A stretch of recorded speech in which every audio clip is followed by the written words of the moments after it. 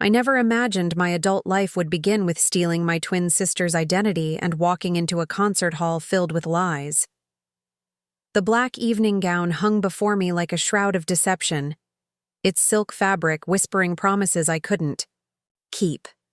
My aunt stood behind me, her fingers working frantically at the zipper, her voice sharp with desperation.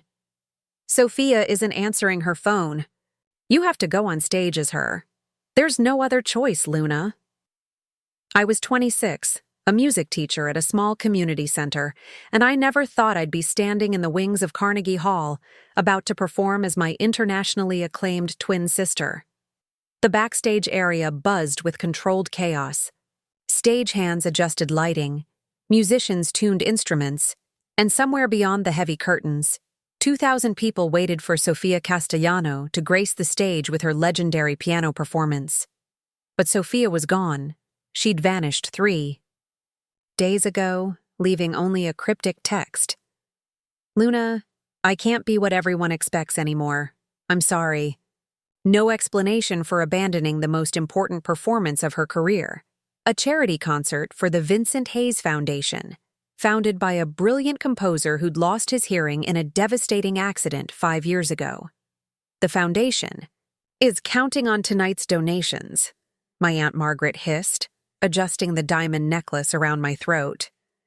"Sophia's reputation, our family's reputation, everything depends on this performance. Our family."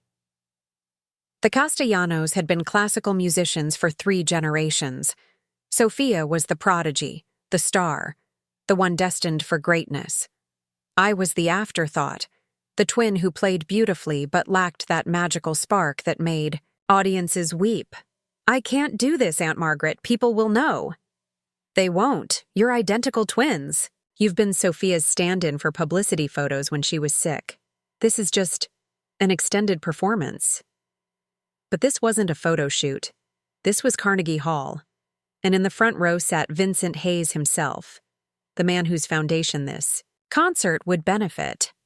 The man who, despite his deafness, still attended every major classical performance in the city, reading the vibrations, the visual cues, the energy of the music he could no longer hear.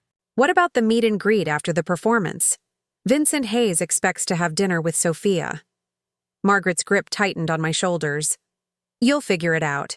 You always do." The stage manager appeared beside us. "Ms. Castellano, you're on in 5 minutes." My hands shook as I walked toward the stage entrance.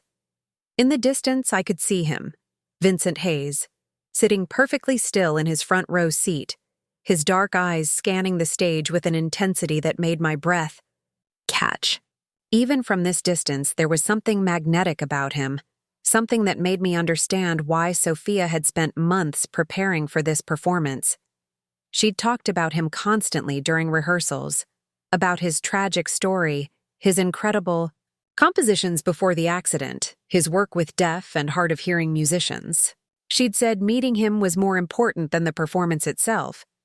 But now I was the one walking onto that stage, wearing her gown, carrying her reputation, about to deceive a man who'd already suffered enough deception from the world. "Taitru." Spotlight hit me like a physical force as I crossed the stage to the grand piano. 2,000 faces blurred into a sea of expectation, but my eyes found Vincent Hayes immediately. He was leaning forward slightly, his attention completely focused, and something about his posture told me he was already listening in ways I couldn't comprehend. I sat at the bench, my fingers finding the keys, and began Chopin's Ballade No. 1, Sophia's signature piece. But as the notes flowed from my fingers, something strange happened.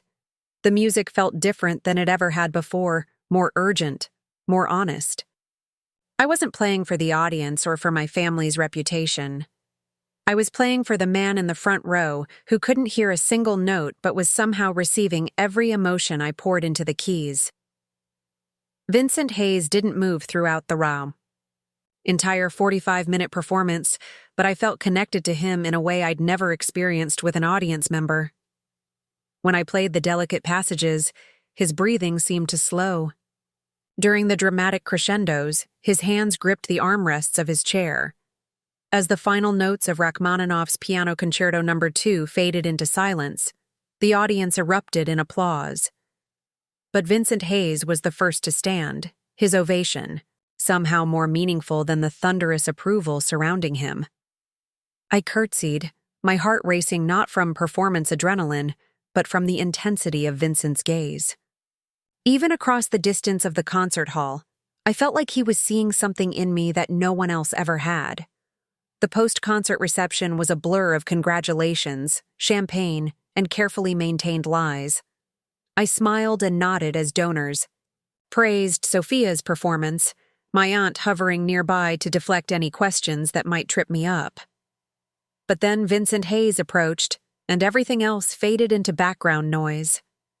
"Ms. Castellano," he said, his voice carrying a slight accent I couldn't place. That was extraordinary. Up close, he was even more striking than his photos suggested. Dark hair with silver at the temples, intelligent brown eyes, and an elegant bearing that spoke of someone comfortable in high society settings despite his hearing loss. "Thank you, Mr. Hayes. Your foundation's work is incredibly important." He studied my face with an intensity that made me nervous. "Please call me Vincent. I was hoping we could discuss your interpretation of the Chopin piece over dinner, as planned." Dinner. Of course, there was supposed to be a dinner.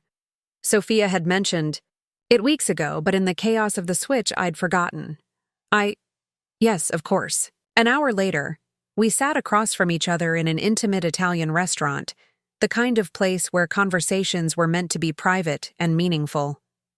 Vincent had dismissed his interpreter, preferring to read lips and use the note-taking app on his phone for complex discussions. "Your playing tonight was different," he said, his eyes never leaving my face as he spoke. "More vulnerable than your previous performances." I nearly choked on my wine. "Different how?" "The Chopin, especially. You've always played it with technical perfection, but tonight there was something raw about it. Like you were playing it for the first time." Because I was, I thought. Sophia had never let me perform her signature pieces in public before. "Sometimes pieces reveal new meanings to us," I said carefully. Vincent leaned forward, his expression curious. "Your voice sounds different too. Softer, less projected. Are you feeling well?" My heart stopped.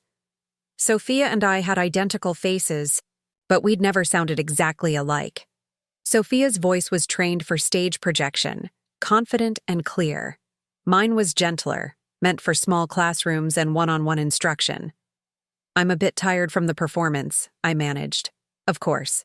He seemed to accept the explanation, but something in his expression suggested he wasn't entirely convinced. As the evening progressed, I found myself drawn into genuine conversation with Vincent. He spoke about his work with deaf musicians, his foundation's mission to make classical music accessible to all communities, his own struggle to find meaning in music after losing his hearing. "Music isn't just sound," he said, writing something on his phone and showing me the screen. "It's vibration, emotion, visual rhythm. When I lost my hearing, I thought I'd lost music forever, but I've learned to experience it in ways I never imagined." "How do you experience a performance like tonight's?" He smiled, and the expression transformed his entire face. I watched the pianist's body language, the tension in their shoulders, the way they breathe between movements. I feel the vibrations through the floor and the chair. I read the audience's reactions.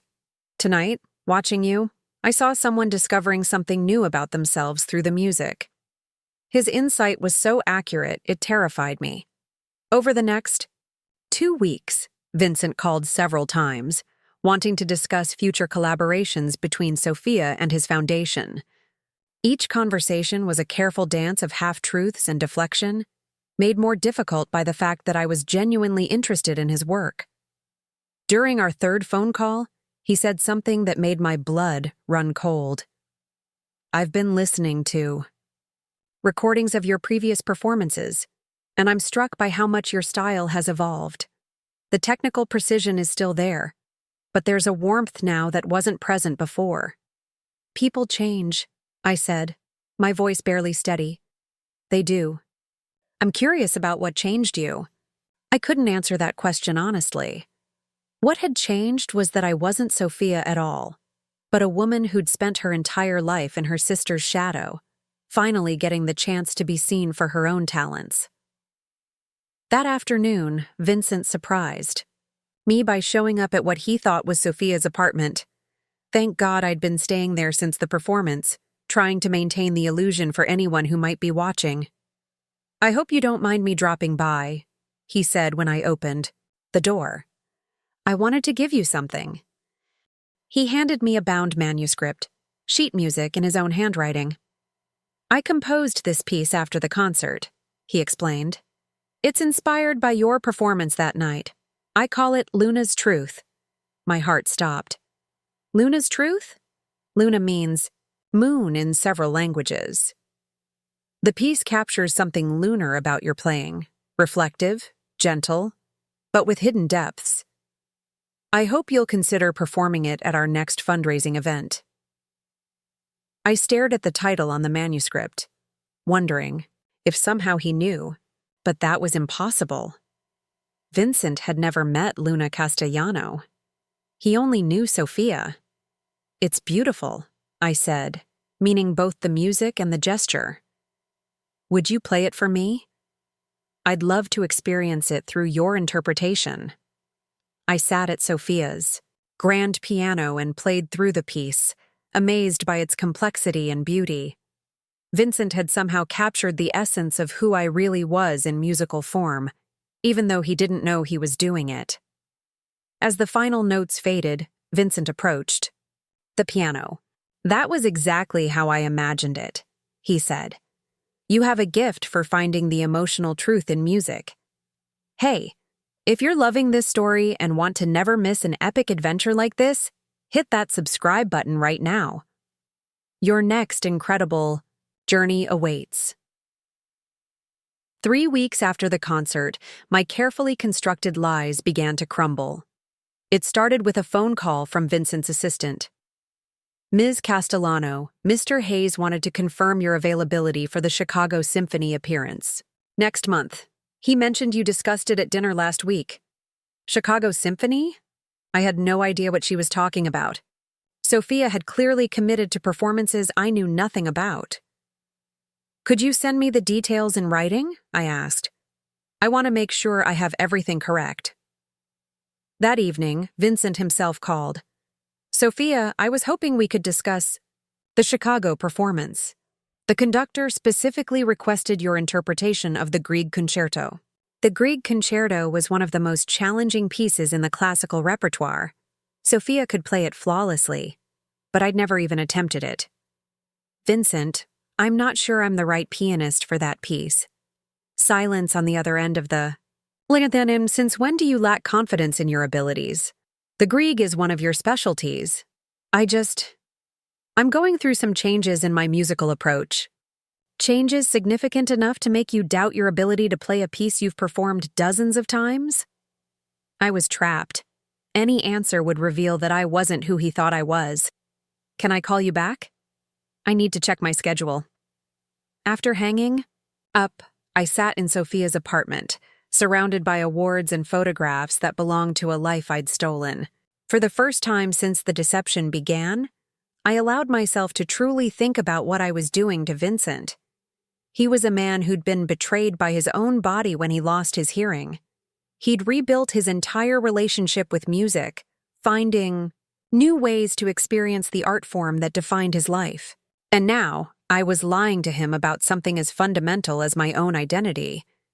But I was also terrified of losing him. Over the past month, Vincent had become more than just someone I was deceiving. He was someone who saw qualities in me that no one else had ever noticed, who valued my musical interpretation in ways my own family never had. The next day, Sophia finally called. Luna, I heard about the concert. I can't believe you actually went through with it. Where have you been? I demanded. Do you have any idea what you've put me through? I needed time to think, but I'm ready to come back now. I assume you've just been lying low, avoiding public appearances? My stomach dropped. Sophia, I've been living your life. Vincent Hayes thinks I'm you. We've had dinner, phone calls, he's composed music for me. Silence on the other end of the line. Luna, what have you done? What you asked me to do. I covered for you. I asked you to perform one concert, not start a relationship with Vincent Hayes. It's not a relationship. It's complicated. It's about to get uncomplicated. I'm coming home tomorrow and you're going to disappear back into your little teaching job where you belong. The casual cruelty in her voice was like a slap. Even after a month of living as Sophia, I was still just Luna, the disposable twin. But something had changed in me over the past month. Vincent's faith in my musical abilities, his genuine interest in my thoughts and interpretations had awakened. Something I didn't want to give up. No, I said. Excuse me? I said no. I'm not disappearing. I'm going to tell Vincent the truth. Sophia laughed, sharp and incredulous. The truth? Luna? He's in love with me, not you. Do you really think he'll choose the fake over the original? Her words hit their target, but I held my ground. Maybe he will, maybe he won't. But he deserves to know who he's actually been talking to. If you tell him, you'll ruin everything. The foundation connections, future performances, my entire career. Your career built on lies. All careers are built on lies. The only difference is how well you maintain them. That night, I made a decision that terrified me more than walking onto the Carnegie Hall stage. I was going to tell Vincent the truth. Regardless of the consequences, I asked Vincent to meet me at Central Park, by the Bethesda fountain. It seemed appropriate to confess in a place where the only music was natural. Birds singing, water flowing, children laughing in the distance. He arrived precisely on time, as always, wearing a dark coat that made him look distinguished against the autumn leaves. When he saw me, he smiled with genuine warmth.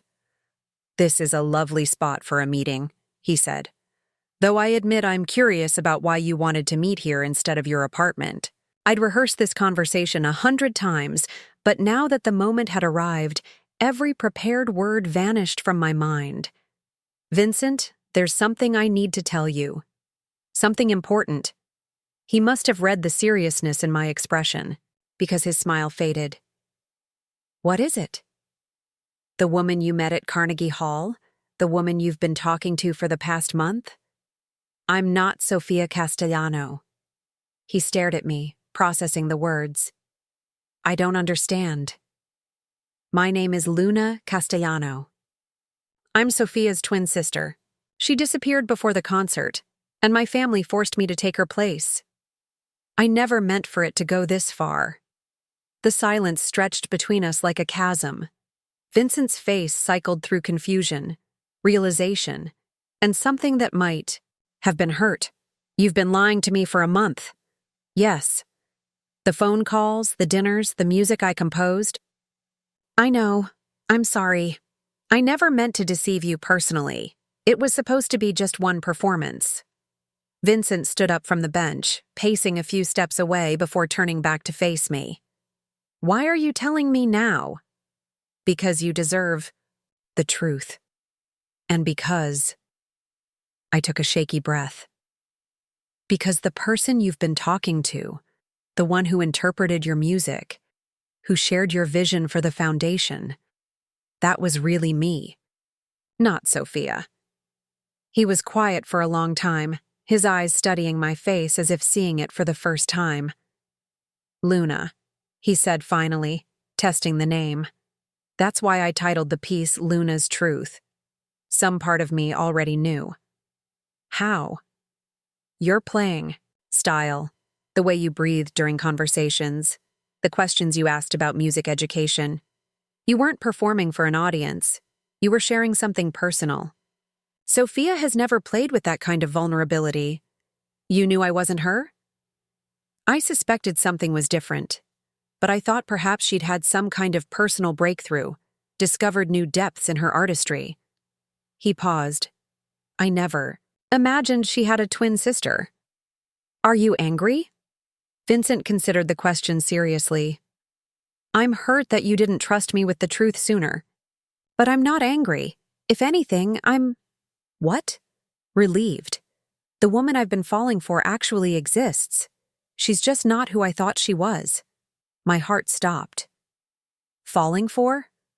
Luna, over the past month, I felt more connected to music than I have since my accident. Not because of the performances or the technical discussions, but because I was sharing it with someone who understood its emotional power. Someone who saw music the way I do, as a language of the heart, not just the mind. Tears started flowing down my cheeks. I thought you'd hate me. How could I hate the woman who gave me back my faith in music? He stepped closer, gently wiping tears from my face with his thumb. But what about Sophia? She's coming back tomorrow.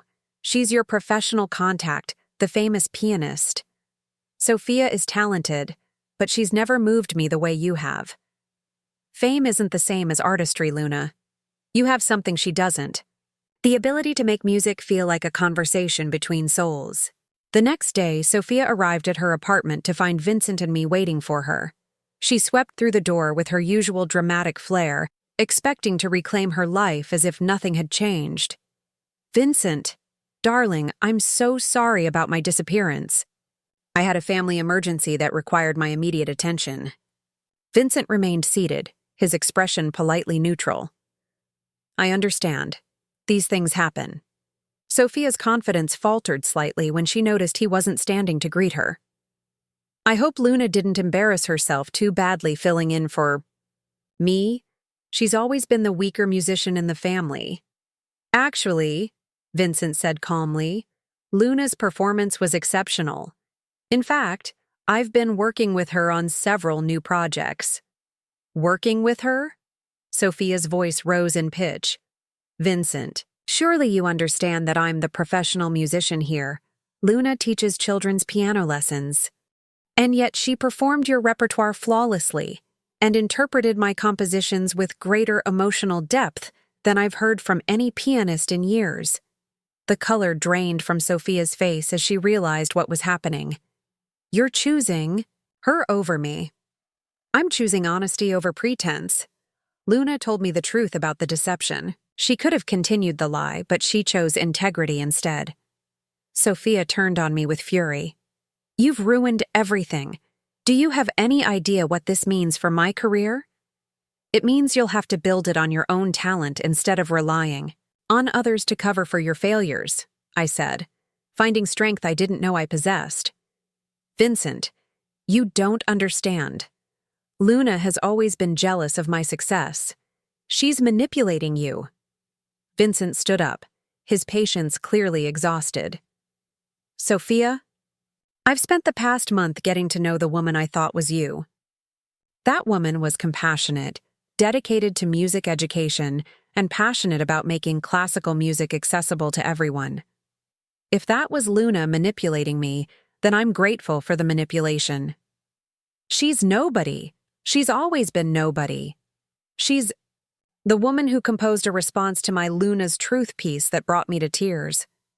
She's the musician who spent 3 hours last week working with a deaf child at the foundation, teaching her to feel music through vibrations. She's the person who suggested we create a scholarship program for underprivileged music students. With each point, Sophia seemed to shrink. All of these things were accomplishments that could have been hers if she'd cared about anything beyond her own fame. I don't need this, Sophia said finally. There are other foundations, other patrons. I don't need Vincent Hayes to have a successful career. She stormed out, leaving Vincent and me alone in the apartment that no longer felt like a prison of deception. What happens now? I asked. Vincent smiled, the expression lighting up his entire face. Now we start building something real. Together. 6 months later, I stood on a stage again.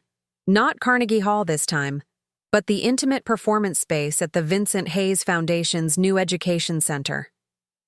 In the audience were 50 children from underprivileged communities, many of whom had never attended a classical music performance before. I wasn't performing as Sophia Castellano anymore. The program listed me as Luna Castellano, and for the first time in my life, that name felt like enough. Vincent sat in the front row, his attention completely focused on my performance. But tonight wasn't about the romantic connection between us. It was about the musical one we'd built together. I played the piece he'd composed for me, Luna's Truth. But this time, it was accompanied by 5 young musicians from our scholarship program. A deaf teenager played violin, reading my visual cues for timing. A boy who'd been living in foster care played cello with surprising sophistication. Twin sisters who reminded me of Sophia and me harmonized on piano, their 4 hands dancing across the keys in perfect synchronization. When the music ended, the applause was enthusiastic but brief. These children were more interested in asking questions than polite appreciation. "How do you make the piano sound like it's singing?" asked a 7-year-old girl. "Can you teach me to play like that?" wondered a boy who'd been tapping rhythms on his wheelchair throughout the performance. "Do you think I could learn piano even though I can't hear very well?" asked the deaf teenager who'd just played violin with us. I looked at Vincent, who was beaming with pride, not in my performance, but in the impact we were creating together. "Yes," I told them, "music isn't about perfection or fame. It's about sharing something true with other people.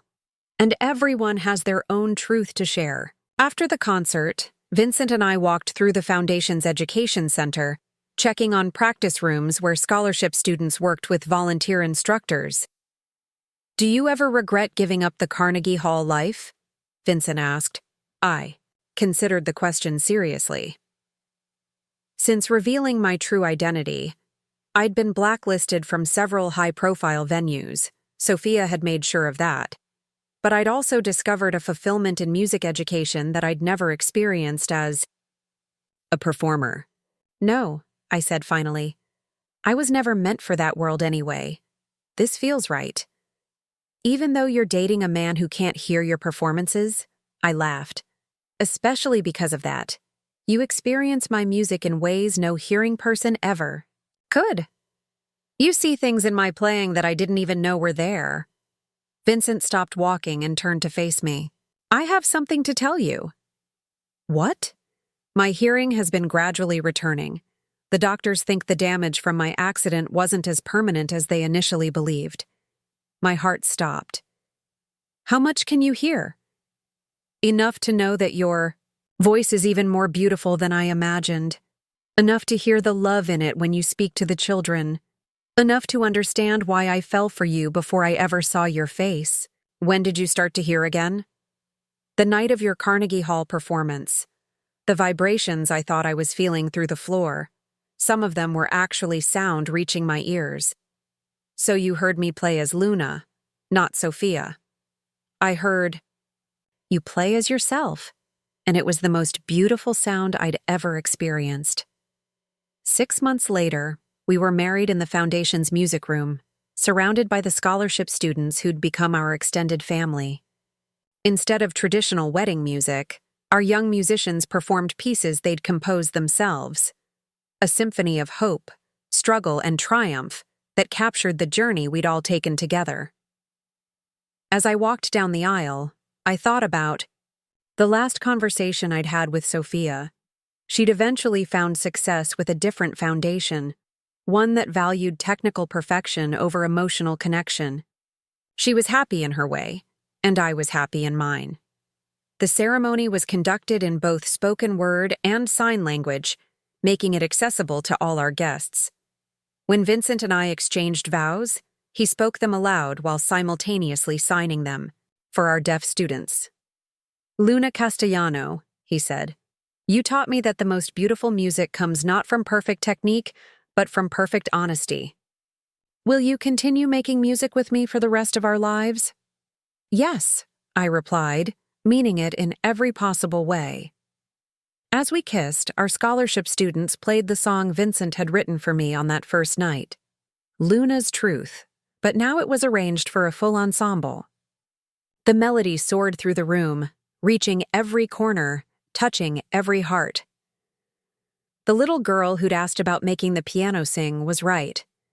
Music could sound like singing, but the most beautiful songs weren't performed on stages for thousands of strangers. They were created in moments like this, when people who'd found each other despite impossible odds chose to build something beautiful together. In the end, my story wasn't about deception or fame or even romantic love. It was about discovering that your own voice, your true voice, is always worth more than any role you might play for others. And sometimes, if you're very lucky, someone else will hear that true voice and choose to harmonize with it for the rest of your lives. Luna's journey reminds us that the most beautiful performances aren't always the ones that happen on the world's biggest stages. Sometimes, the most meaningful music is made when we stop pretending to be someone else and start sharing who we really are. Vincent fell in love not with the famous Sophia Castellano, but with Luna, the music teacher who played with vulnerability, who cared about education, who chose honesty over convenience. Their foundation didn't just provide scholarships. It created a space where authenticity was valued over perfection. In a world that often pressures us to be someone we're not, Luna and Vincent's story is a reminder that the right person will love us not despite our imperfections, but because of the genuine heart we bring to everything we do. What do you think about Luna's choice to reveal the truth?